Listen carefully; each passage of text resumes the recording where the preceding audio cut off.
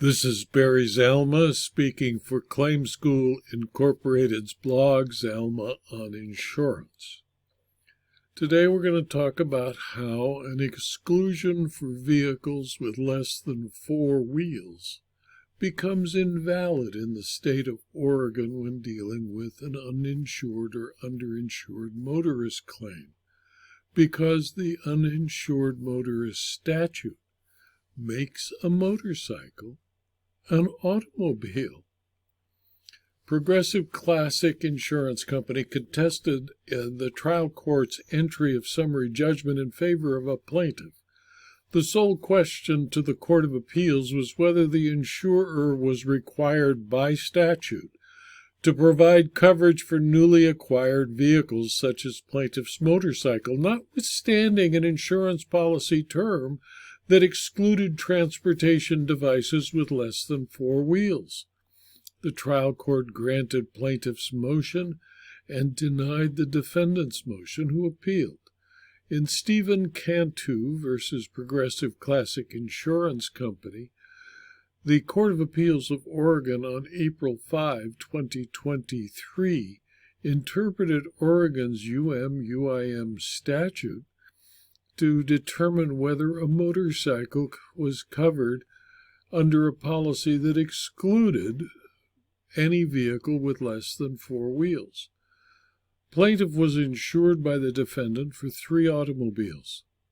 The policy at issue did not list any motorcycles on the declarations page. About 8 days after purchasing a motorcycle, plaintiff was severely injured when another driver negligently made a left turn in front of the plaintiff.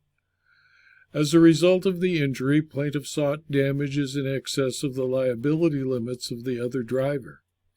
Defendant denied underinsured motorist bodily injury benefits based on the specific terms of the insurance policy that excluded vehicles with less than 4 wheels, even though it was a newly acquired vehicle and therefore covered.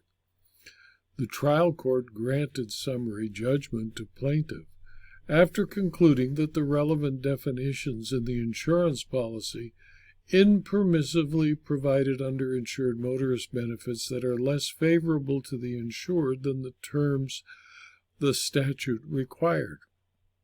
A motorcycle, under common understanding of the term, is a device upon which any person may be transported upon a public highway and not moved by human power or used exclusively upon stationary rails or tracks. A motorcycle is therefore a vehicle within the definition provided by the legislature in its UM/UIM statute. Defendant contended that the trial court erred by construing the statute as requiring the newly acquired vehicle provision to include the motorcycle when the policy itself did not cover any motorcycles. There is no evidence that suggests that the legislature intended a different meaning for the word vehicle when defining insured vehicle than it did when defining hit-and-run vehicle, phantom vehicle, stolen vehicle, or uninsured vehicle, all of which could have been motorcycles. The Court of Appeals concluded, therefore, that it was apparent that the legislature intended the term vehicle to carry the definition the legislature provided in paragraph M of the statute, and that the trial court did not err by concluding that the paragraph M definition of vehicle was the applicable definition of that word, and it included motorcycles. The court inferred that the motorcycle did not have at least 4 wheels and was therefore excluded as a covered auto under the terms of the policy.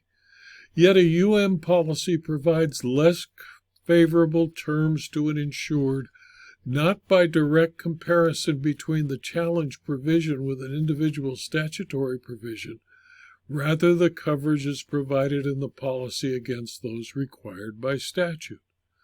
Thus, the court concluded that by limiting the definition of auto in the policy to devices having at least 4 wheels, defendant insurance company impermissibly provided less favorable coverage to plaintiff than that required by law. The trial court did not err by concluding or by granting summary judgment to plaintiff on that basis. In my opinion, legislatures have an uncanny ability to deprive an insurer and insured of the ability to agree to the terms and conditions of the policy contract. Here the plaintiff and his insurer agreed that it would not insure motorcycles. The plaintiff knew this when he bought his motorcycle. He got the court to provide coverage different than that agreed to in the policy by interpreting its UIM statute to make a motorcycle an auto by the definitions in the statute, because Progressive provided a policy wording that, of course, was approved by the Oregon Department of Insurance that provided coverage for the operation of the motorcycle. Of course, if the accident was plaintiff's fault, he would have had no coverage under the liability provisions of the auto policy. This video was adapted from my blog Zalma on Insurance, which is available free to anyone who clicks on the URL zalma.com/blog. And you can subscribe to the blog and you'll be notified by email of all new blog postings, usually 5 a week, sometimes 6. Absolutely free. And you can also subscribe to the videos on rumble.com and youtube.com. And if you do, I'd appreciate it if you click on the like button at YouTube or the rumble button on rumble.com. And if you found these videos and blog postings to be useful, well, you might want to tell your friends and colleagues to also subscribe to the blog and or the videos.